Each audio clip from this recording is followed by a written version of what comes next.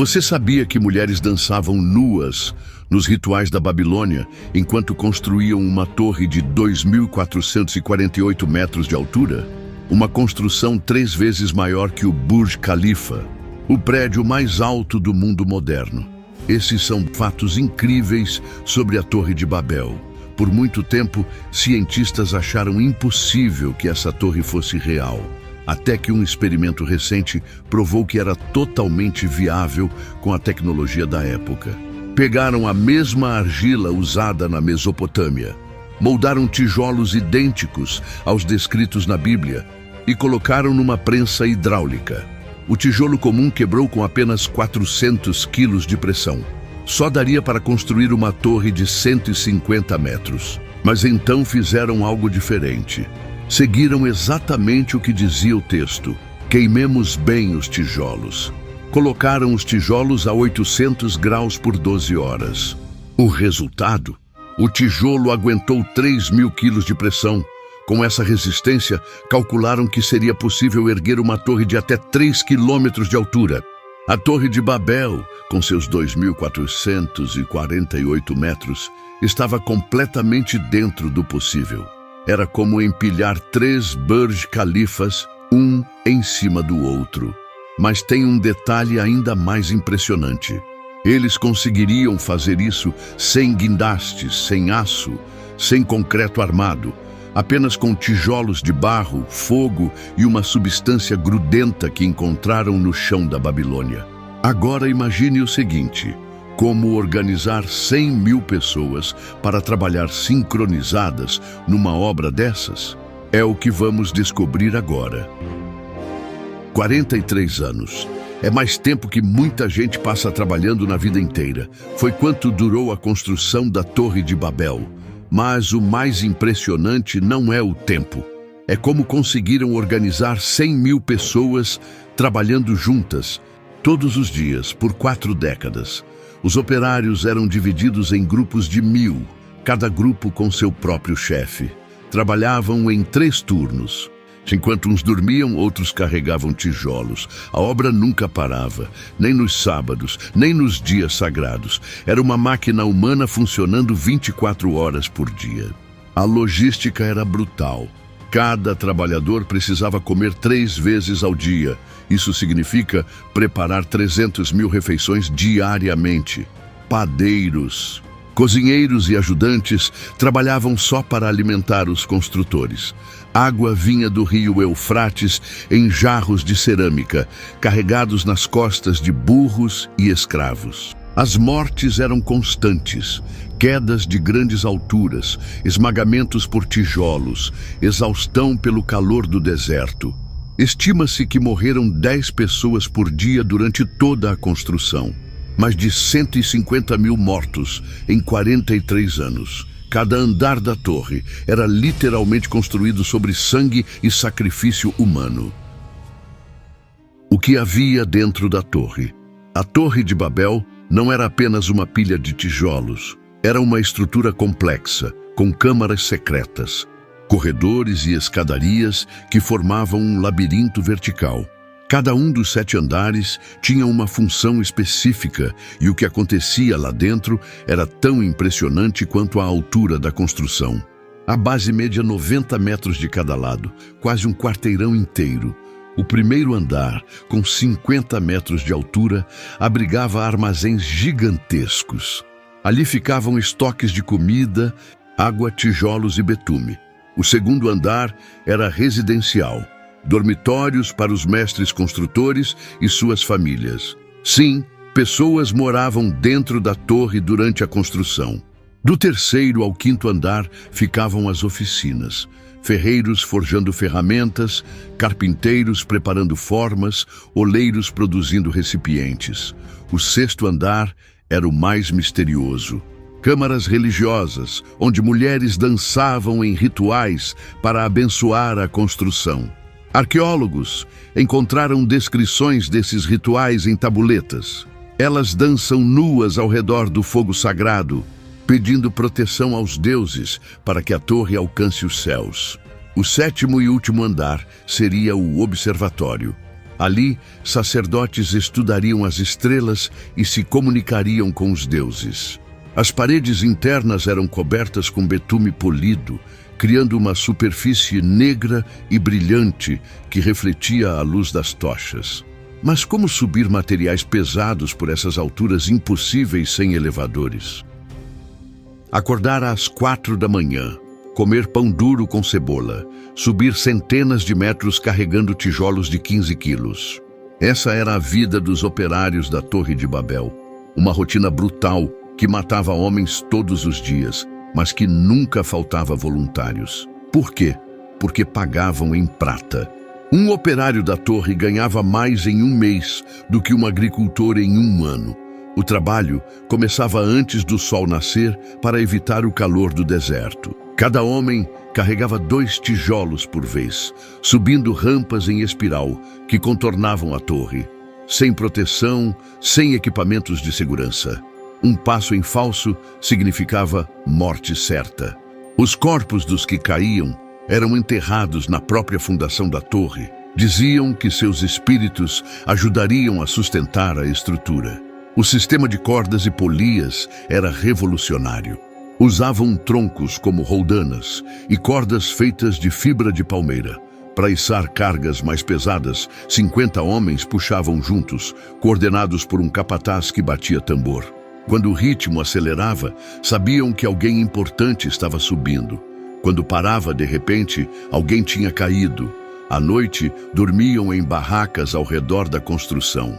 O cheiro de suor, betume e morte pairava no ar. Mas havia algo pior que o cansaço e o perigo, o medo do dia em que ninguém mais conseguiria se entender. O dia em que a obra parou. Era uma manhã comum no 46º ano de construção. Os operários subiram como sempre, carregando tijolos e betume. De repente, algo inexplicável aconteceu. Um pedreiro gritou uma ordem para seu ajudante. O ajudante olhou confuso. Não entendia nada. Era como se o mestre estivesse falando outra língua. Em minutos, o caos tomou conta do canteiro. Ninguém entendia mais ninguém. Ordens viraram ruído. Mestres construtores gesticulavam freneticamente, tentando se fazer entender. Operários largavam ferramentas, apavorados. Alguns achavam que tinham ficado surdos, outros pensaram que era maldição. O pânico foi imediato. Um grupo de trabalhadores no 6º andar não entendeu o alerta sobre uma viga solta. 5 homens morreram esmagados. No térreo, carregadores soltaram cordas que suspendiam toneladas de material. A queda matou dezenas. Em questão de horas, séculos de conhecimento técnico viraram Babel, confusão total. As consequências foram devastadoras. Famílias não se reconheciam mais pela fala. Maridos não entendiam esposas. Pais não compreendiam filhos. Grupos começaram a se formar por idiomas similares. Em 3 dias, dos 100.000 trabalhadores, restavam menos de 1.000.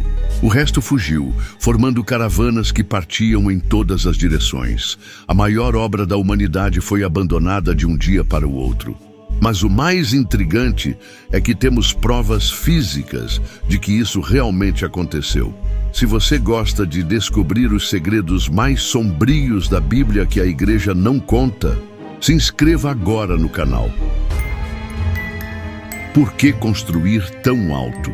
A versão oficial diz que queriam alcançar os céus por orgulho, mas documentos cuneiformes revelam motivações mais complexas.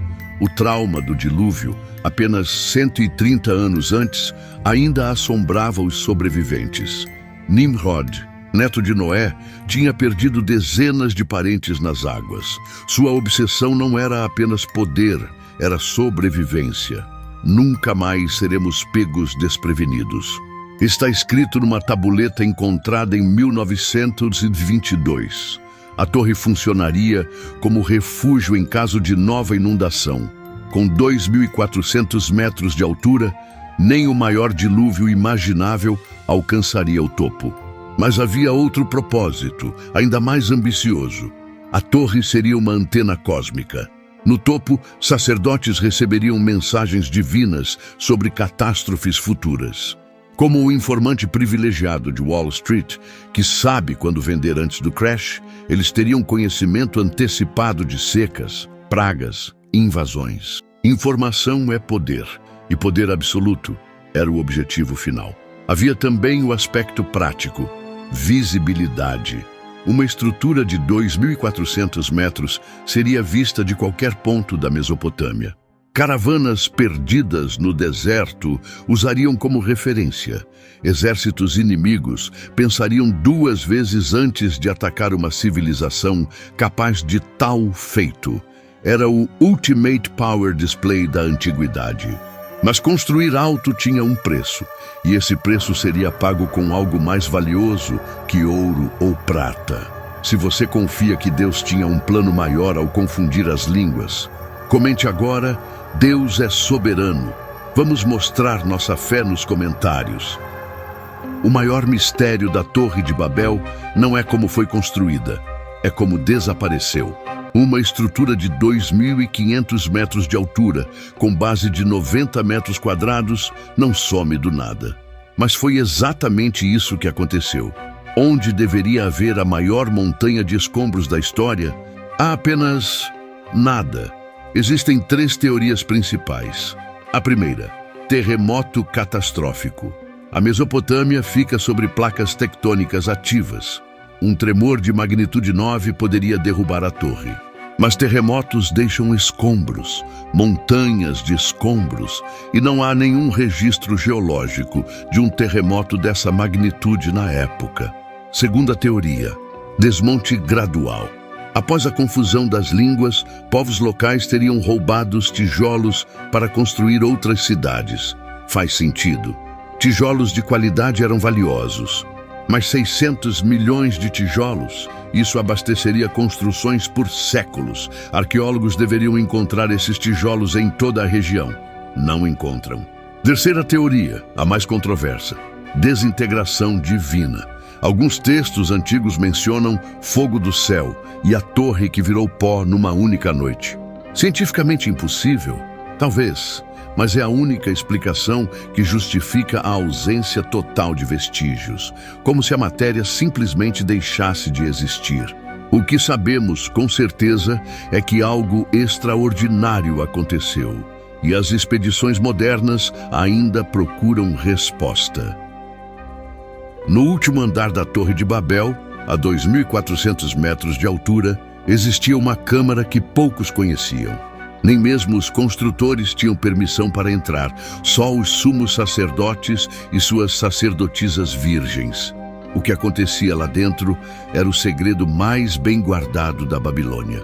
Textos cuneiformes recentemente decifrados revelam o impensável. Eles tentavam abrir um portal, não metaforicamente, literalmente. Acreditavam que na altitude certa, com os rituais corretos, poderiam rasgar o véu entre os mundos. Onde o céu toca a terra, diziam os escritos, os deuses caminham entre os homens. O topo da torre era uma máquina cósmica.